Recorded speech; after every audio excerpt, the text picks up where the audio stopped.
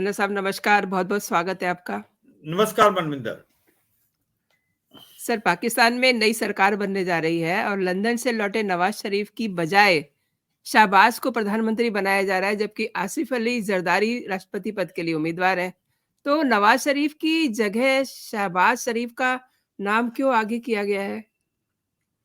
देखो, मुझे ऐसा लगता है मनविंदर, हुआ क्या है, जो सोचा था वो हुआ नहीं। और ये सच्चाई है कि नवाज शरीफ को जो डीप स्टेट लेके आई थी पाकिस्तान की आर्मी, और हुँ, उनके हुँ। ऊपर केसेस बहुत थे। उनके ऊपर एक केस तो ये था कि वो जिंदगी भर कोई ऑफिस नहीं होल्ड कर सकते, 10 साल तक, या और उसके जो सारे केसेस माफ करके उसको लाया गया था। और डीप स्टेट चाहती थी कि वो प्राइम मिनिस्टर बने। और पीएमएलएन की तरफ झुकाव भी था, क्योंकि पाकिस्तान में लेवल प्लेइंग फील्ड तो होती नहीं, इलेक्शन का भी फेयर एंड फ्री तो हुए नहीं।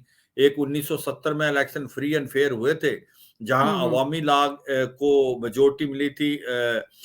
तो उस समय मुजीबर रहमान को गवर्नमेंट बनाने की परमिशन नहीं दी थी, और उसके बाद सबको पता है बांग्लादेश फॉर्म हुआ था। 1970 के बाद जो भी इलेक्शन हुए हैं वो फेयर नहीं हुए, ना फ्री हुए, और ना लेवल प्लेइंग फील्ड है। पाकिस्तान की आर्मी दखल अंदाजी करती है, वो जिसको चाहती है उसको जिताती है। 2018 में भी अगर आप देखें तो उस समय पाकिस्तान की आर्मी का झुकाव पीटीआई की तरफ था, इमरान खान की पार्टी की तरफ था। और उन्होंने इससे पहले पीएमएलएन नवाज शरीफ की जो एक प्रकार गद्दी से भी हटा दिया था, प्राइम मिनिस्टर से। तो उस समय सभी लोग बोलते थे कि जो Imran Khan is not a elected prime minister, he is a selected prime minister. तो ये सच्चाई है, पाकिस्तान की आर्मी जो करती है वो वही होता है। और इस बार उसका झुकाव जो था वो पीएमएलएन की तरफ था, पीएमएल नवाज के लिए। इसीलिए नवाज शरीफ, जो कि एक सेल्फ एग्जाइल में थे लंदन, उसको वापस लाया गया। और उसको सब ने ये सोचा था कि जिस प्रकार से पाकिस्तान आर्मी का दबदबा है, तो ये इलेक्शन जो है वो पूरा का पूरा पीएमएलएन की तरफ जाएगा। मगर बदकिस्मती से ऐसा हुआ नहीं। और ऐसा लगता है कि अभी लोग जो हैं जागरूक हो गए हैं। और 18 से 35 साल की उम्र के 37% है पॉपुलेशन पाकिस्तान की। और वो लोग जो है वोट उसी को डालते हैं जिनको वो समझते हैं कि जीतना चाहिए। और ये सच्चाई है कि आज इमरान खान एक बहुत पॉपुलर लीडर हैं, और उनकी पॉपुलैरिटी ज्यादा बढ़ गई जब से उनको जेल में डाला गया है। और सच्चाई यह है कि उनकी जो पार्टी का जो बैट सिंबल था वो भी इलेक्शन कमीशन ने छीन लिया।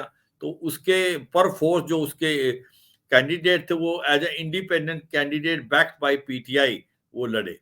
और इसके कारण जो हुआ क्या कि पीएमएलएन जिसको जिताने की कोशिश कर रहा था पाकिस्तान की आर्मी, वो वैसा नहीं हो पाया।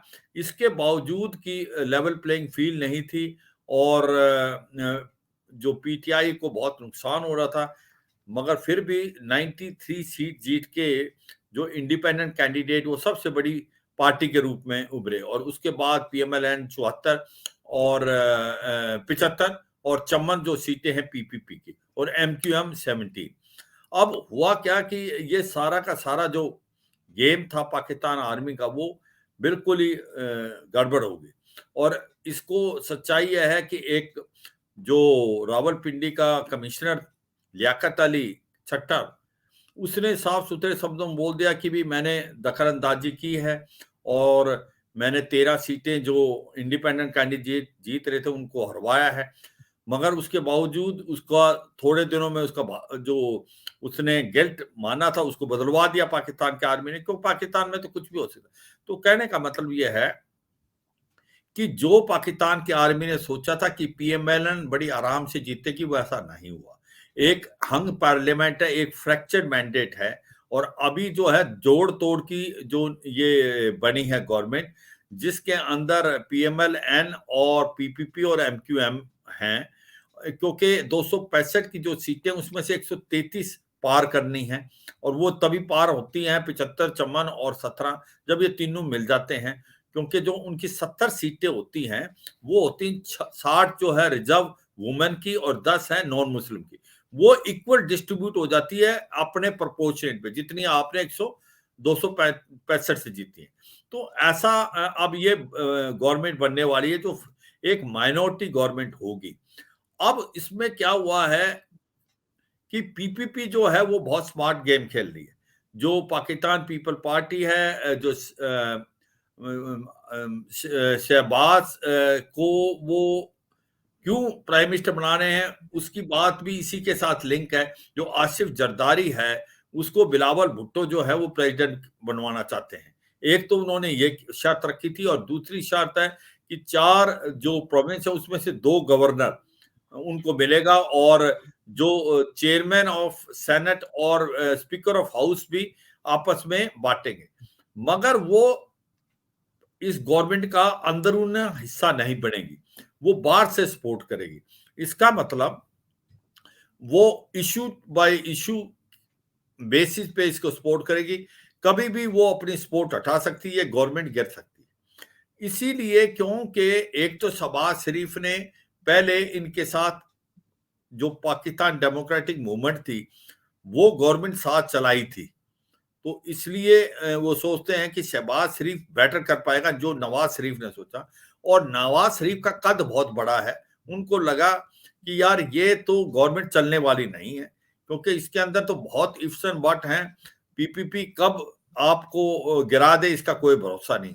तो हर चीज को मद्देनजर रखते हुए ये देखा गया कि कल को ये गवर्नमेंट गिरती है तो फिर नवाज शरीफ का चेहरा तो बचा रहेगा, उसको दोबारा हम फील्ड कर सकते हैं। तो इसलिए यही सोचा गया, क्योंकि शहबाज शरीफ के रिलेशन जो भुट्टो फैमिली से अच्छे हैं, क्योंकि उसके अंदर जो बिलावल भुट्टो थे वो उसके फॉरेन मिनिस्टर में थे। तो मुझे लगता है कि ये सोच विचार करके कि बेटर यही होगा कि शहबाज शरीफ प्राइम मिनिस्टर बने, ना कि नवाज शरीफ, क्योंकि नवाज शरीफ का कद बहुत बड़ा है और ये गवर्नमेंट गिर भी सकती है। अगर दोबारा इलेक्शन होते हैं तो फिर नवाज शरीफ को प्रोजेक्ट कर सकते हैं।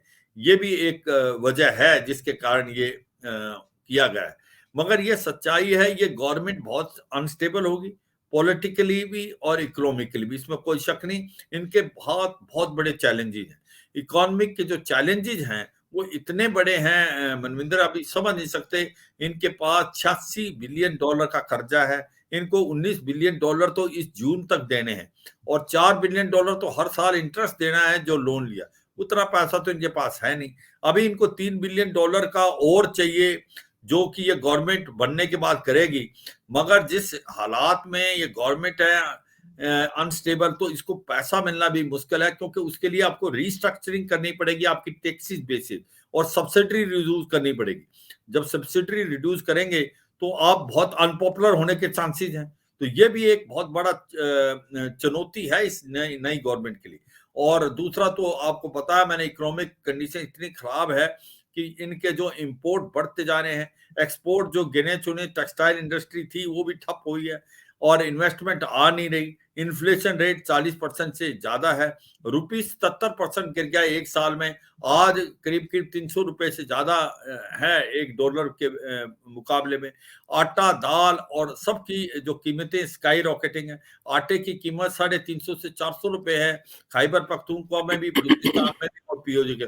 तो ये सारा का सारा जो दिख रहा है एक बहुत बड़ा चैलेंज होने वाला है जो नेक्स्ट गवर्नमेंट को। और आतंकवाद बहुत जोरों से बढ़ रहा है, तहरीके तालिबान पाकिस्तान, और पाकिस्तान के जो रिलेशनशिप हैं अपने नेबर से वो भी कोई अच्छे नहीं है। भारत के साथ तो थे ही खराब, क्योंकि लश्कर तोयबा जैसे मोहम्मद भेजते हैं। अफगानिस्तान जिसको उन्होंने सोचा था कि हम तालिबान की गवर्नमेंट लाए हैं और घी के दिए जलाए थे, आज उनके साथ रिलेशन बहुत ही खराब है। वो डूरन लाइन को नहीं मानते, एक दूसरे को ब्लेम करते हैं। अफगानिस्तान कहता है आप आतंकवादी भेज रहे हो जो रिफ्यूजियों के साथ, और पाकिस्तान अफगानिस्तान के उंगली उठा रहा है कि आप तहरीके तालिबान पाकिस्तान को बेसी देते हो। एक नई गेम स्टार्ट होगी ईरान के साथ। ईरान जो है वो कह रहा है कि जो सुन्नी मिलिटेंट्स हैं उनको आपने जैसे अल अदल को पाला हुआ है, वो आके स्ट्राइक करते हैं ईरान में। तो ईरान ने उनके ऊपर स्ट्राइक पहले भी की थी, जिसके बाद फिर पाकिस्तान करिए। ने किया, और अब उसने सर्जिकल स्ट्राइक की है। तो ये जी। मतलब कि इस हालात में ना इकोनॉमी अच्छी, पॉलिटिकल इंस्टेबिलिटी है, आतंकवाद बढ़ रहा है, नेबर के साथ अच्छा रिलेशनशिप ने। ऐसे में बहुत बड़ा चैलेंज है इस गवर्नमेंट का, जो कि एक फ्रैक्चर्ड की गवर्नमेंट है, माइनॉरिटी की गवर्नमेंट है, और मिला जुला के किया, और सब ने अपना फायदा देखा है, ना कि लोगों का फायदा देखा है। तो मुझे लगता है मनविंदर, इसीलिए शायद आर्मी ने भी, जो डीप स्टेट जो पीछे से कार्रवाई करती है, उसने नवाज शरीफ की बजाय शहबाज शरीफ को इसलिए, और मुझे लगता है कहीं ना कहीं नवाज शरीफ खुद भी नहीं चाहते थे, और जो नवाज शरीफ की बेटी है मरियम नवाज, उसको पंजाब का सीएम बना रहे हैं। तो ये एक मुझे लगता है कि एक कॉम्प्रोमाइज फॉर्मूला बनाया है इन्होंने, और इसी के तहत चले हैं। पर कुछ भी हो, ऐसा लगता नहीं कि गवर्नमेंट 6 महीने से ज्यादा चल पाएगी मनविंदर। आपकी बातों से ये समझ में आ रहा है कि पाकिस्तान की जो सेना है शायद से वो नहीं चाह रही है कि नवाज़ जो है प्रधानमंत्री बने, और नवाज़ नहीं चाहते कि गठबंधन वाली सरकार को वो चलाएँ। क्या कहते हैं? हाँ बिल्कुल, क्योंकि उसको लगता है गठबंधन की चलाओगे तो वो गिरेगी, क्योंकि पाकिस्तान पीपल पार्टी उसका हिस्सा तो बन नहीं रही, वो तो बाहर से सपोर्ट कर रही है। इसका मतलब जिस दिन दिल करेगा उनका, वो ये सपोर्ट को हटा लेंगे, गवर्नमेंट गिर जाएगी। तो ऐसे में वो ये नहीं चाहते कि नवाज शरीफ की एम्बेरसमेंट हो, उसको अलग रखना चाहते हैं। ऐसा होता है तो फिर अगले इलेक्शन में नवाज शरीफ का चेहरा डालेंगे। और कहीं ना कहीं नवाज शरीफ भी नहीं चाहते कि भाई मैं इस ऐसी फ्रैक्चर्ड मैंडेट वाली गवर्नमेंट का प्राइम मिनिस्टर बनूं, क्योंकि 3 बार पहले बन चुके हैं। दूसरा एक और भी है कि शहबाज शरीफ, जो पाकिस्तान डेमोक्रेटिक मूवमेंट, जो अभी गवर्नमेंट थी केयर टेकर से पहले इमरान खान के बाद, वो इन्हीं लोगों के साथ थी, जिसके अंदर पीएमएलएन भी था, पीपीपी था, एमक्यूएम था। तो उनका एक रप्पो है इन सब के साथ, स्पेशली बिलावल भुट्टो के साथ। जो भुट्टोज हैं वो बहुत चालाक हैं, उनको जरदारी भुट्टोज को ठीक करना बड़ा मुश्किल है। ये सबसे बड़ा चैलेंज होगा। अगर उनका जो मकसद ये था कि पाकिस्तान की हेल्प करना ऐसे मौके में, तो वो आज पाकिस्तान की गवर्नमेंट का हिस्सा क्यों नहीं बन रहे? वो क्या वजह है कि वो गवर्नमेंट का हिस्सा नहीं, बाहर से सपोर्ट करेंगे? इसका मतलब आपको भरोसा नहीं है, इसका मतलब वो आप रखना चाहते हैं वो लीवरे, कभी भी गवर्नमेंट को गिला दोगे। मुझे लगता है कि इनको सब बदल रखते। मुझे ऐसा लग रहा था कि पाकिस्तान की आर्मी एक बहुत बड़ा स्ट्रॉन्ग रोल खेलती है, और बिहाइंड द कर्टन ये खेल रही होगी, और वो पुश करेगी पीपल पार्टी को कि वो गवर्नमेंट के हिस्सा बने और गवर्नमेंट के का जो फिजिकली पार्ट बने। मगर मुझे लगता नहीं कि वो कर पाए, और उसकी वजह एक है, उसकी वजह यही है कि पाकिस्तान की आर्मी का अब कद वो नहीं रहा जो पहले था। जिस प्रकार से अब इलेक्शन के रिजल्ट आए हैं, वो दिखलाते हैं कि पाकिस्तान की आर्मी का 80 मुकद एडी जोटी का जोर लगाने के बावजूद भी रिजल्ट वैसे नहीं आए जैसे उन्होंने सोचा था कि पीएमएलएन बिल्कुल आराम से जीतेगी, पीटीआई का पता नहीं चलेगा। ऐसा नहीं हुआ। तो मुझे लगता है वो भी बात है, आज धीरे धीरे जो पाकिस्तान की आर्मी है, जो दखल अंदाजी वो करती थी, उसमें कहीं ना कहीं कमी आएगी मनविंदर। ये जो सत्ता वाला फ़ॉर्मूला है इमरान खान का, इसमें क्या रुख हो सकता है आगे चल के? हाँ देखो, अब सच्चाई ये है, ये हम इसको मान के चल रहे हैं कि इमरान खान चुप रहेगा। ऐसा तो होने वाला नहीं। अब इमरान खान को पता है कि भाई ग्राउंड पे तो मोस्ट पॉपुलर लीडर वही है। इसके बावजूद वो जेल में थे, इसके बावजूद कि बैट का सिंबल इनके लोगों से छीन लिया, तो फिर भी ये जो हैं उभरे हैं सबसे बड़ी पार्टी बन के। और अभी इन्होंने जो दूसरी पार्टी से भी गठबंधन कर लिया, जिससे उनको 60 जो वुमेन सीट और 10 जो हैं आपकी नॉन मुस्लिम भी मिले। तो मुझे लगता नहीं कि वो इतनी जल्दी मानने वाले हैं कि चुप। मुझे लगता है वो अभी पूरा प्रोसेशन करेंगे, प्रोटेस्ट करेंगे, पूरे पाकिस्तान में सड़कों पे आएंगे, और वो इतनी जल्दी इस गवर्नमेंट को चलने नहीं देंगे। क्योंकि वो जो जिस प्रकार से उन्होंने भाषण दिया है और आर्टिफिशियल इंटेलिजेंस का इस्तेमाल किया है जेल से बैठे हुए, मुझे लगता नहीं कि इमरान खान एक ऐसी टेढ़ी हड्डी है, वो मानने जी, वाला जी। नहीं है। क्योंकि उसको बिल्कुल। बड़े मनाने की कोशिश की है पाकिस्तान की आर्मी ने, उसको कई चीजें दिए हैं, ऑप्शन दिए हैं, तुम बाहर निकल जाओ, तुमको ये कर देंगे, पर मुझे लगता नहीं कि वो अभी तक इनके प्रेशर में आया है। और इसलिए वो कैसे अलाउ करेगा, वो तो कह रहा है कि आप ये जो मैंडेट है ये पीटीआई का है और ये स्टोलन मैंडेट है, तो आई एम श्योर वो एक प्रकार से पूरे देश के अंदर प्रोसेशन करेगी पीटीआई और लोग सड़कों पे आएंगे, तो वो एक सिविल वार जैसी सिचुएशन भी पैदा हो सकती है आने वाले समय में। इसके बारे में बिल्कुल कुछ नहीं करते, क्योंकि वो चुप रहना तो इसका मतलब ही इज एक्सेप्टेड डिफीट, वो तो नहीं मानेगा। और अगर ऐसा ही है तो फिर वो टर्म्स एंड कंडीशन ही मान जाए पाकिस्तान आर्मी की, वो तो मानने को तैयार नहीं है। वो तो कह रहा है कि इलेक्शन तो पीटीआई ने जीता है, ये जो गवर्नमेंट बना रहे हैं ये स्टोलन मैंडेट है। तो मुझे लगता है, और उन्होंने दूसरी पार्टी के साथ जो समझौता किया है उसके अनुसार वो लार्जेस्ट पार्टी बन जाते हैं, उनको क्यों नहीं इनवाइट किया गया, ये भी पॉइंट है। आज की तारीख में वो जो इतिहाद मुस्लिम इतिहाद सुन्नी इतिहाद काउंसिल है उसके साथ इन्होंने मिल गए हैं, तो वो आज लार्जेस्ट चंक है।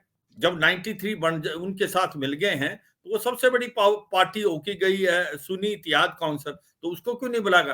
कहने का मतलब यह है कि इमरान खान ऐसे कैसे मान लेंगे। इमरान खान तो बोल रहे हैं कि मैंडेट पीटीआई को है, ये स्टोलन मैंडेट है, ये कैसे बना रहे हैं जो गवर्नमेंट, तो ये मिली भगत है पाकिस्तान की आर्मी की।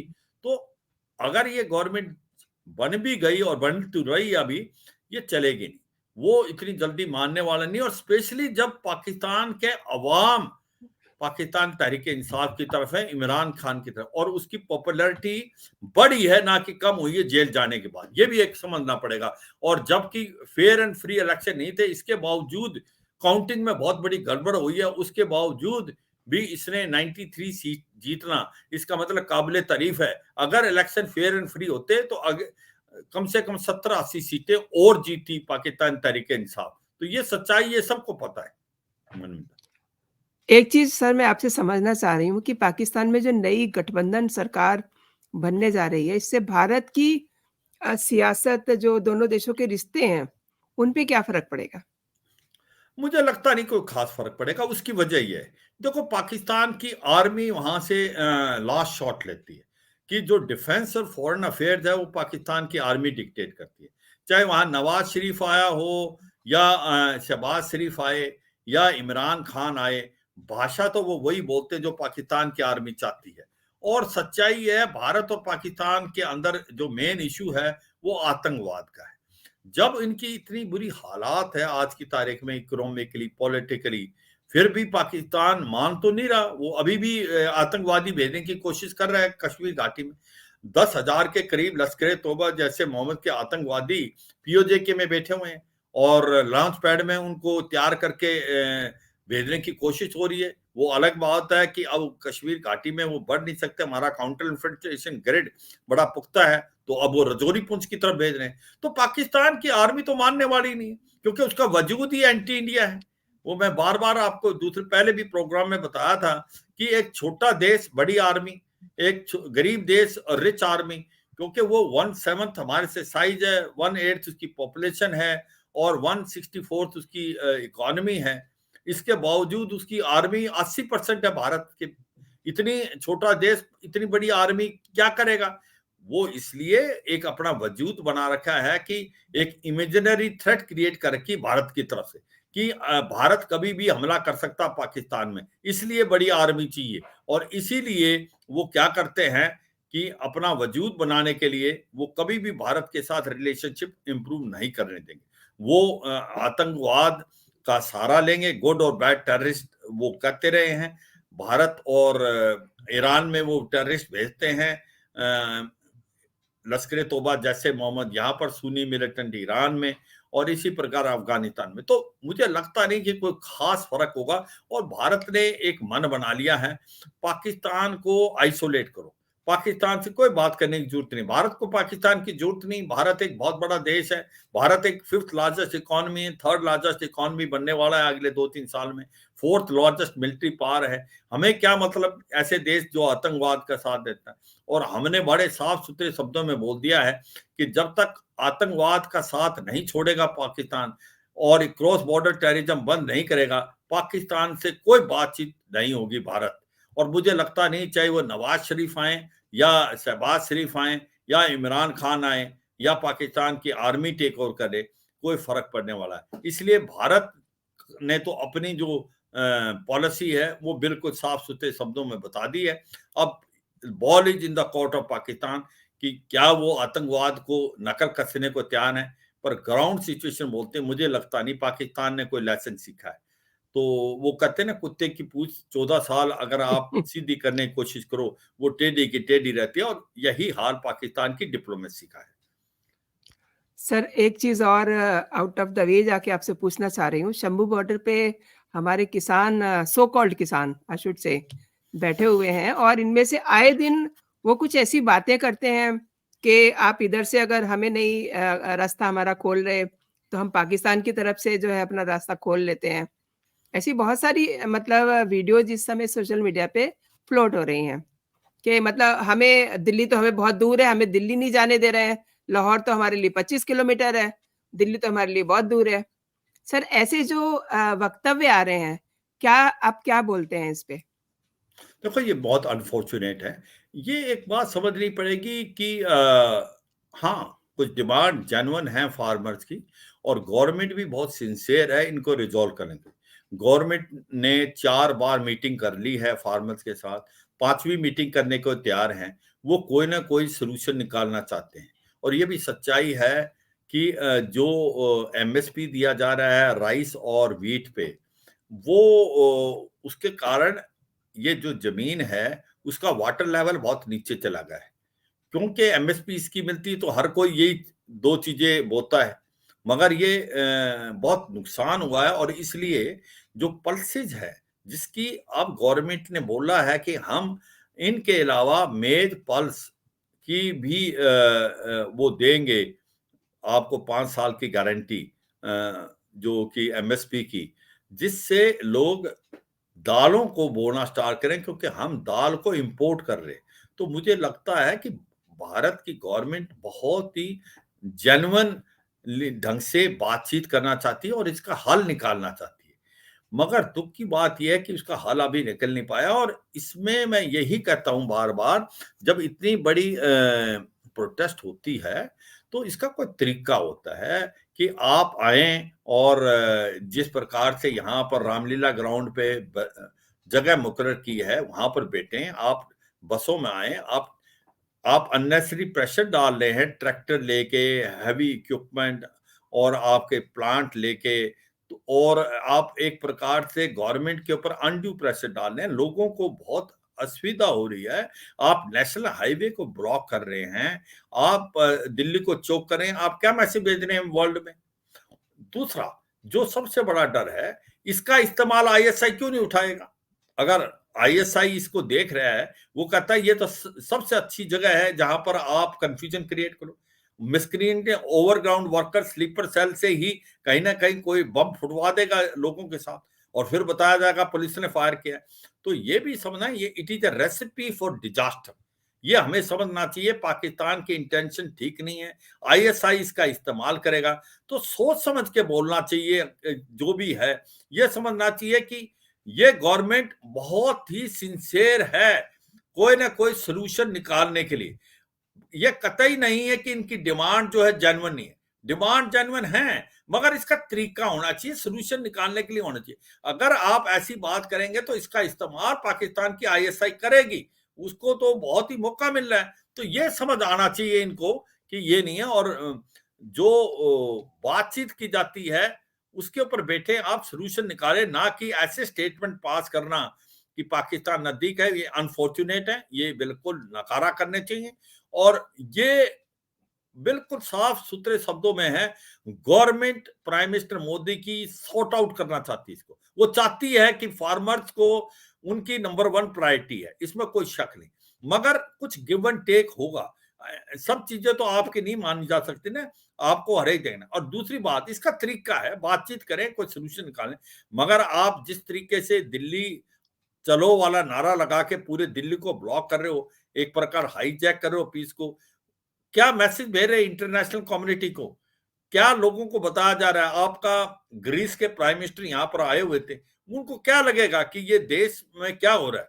तो ये सच्चाई है, इसका इस्तेमाल पाकिस्तान की आईएसआई कर सकती है और करेगी, इसलिए ये ऐसा कुछ हमें नहीं करना चाहिए जिससे दुश्मन देश इसका फायदा उठाए। मनविंदर। सर आपने बहुत ही अच्छी बात कही कि आईएसआई जो है इसका फ़ायदा उठा सकती है, क्योंकि आए दिन वहाँ से नई-नई बातें निकल के आ रही हैं। बिल्कुल। जैसा कि मैंने बोला कि ये दिल्ली हमारे लिए बहुत दूर है, अगर आप हमें दिल्ली नहीं आने दे रहे हैं तो हम लाहौर चले जाएँगे। This is you know what मतलब डिस्गस्टिंग चीज़ें ये कर रहे हैं। बिल्कुल। आपने मेरे दर्शकों को बहुत अच्छी जानकारी दी, मेरे शो के लिए समय निकाला। बहुत-बहुत धन्यवाद आपका। जय हिंद, जय भारत। जय Hind Manvinder, thank you very much.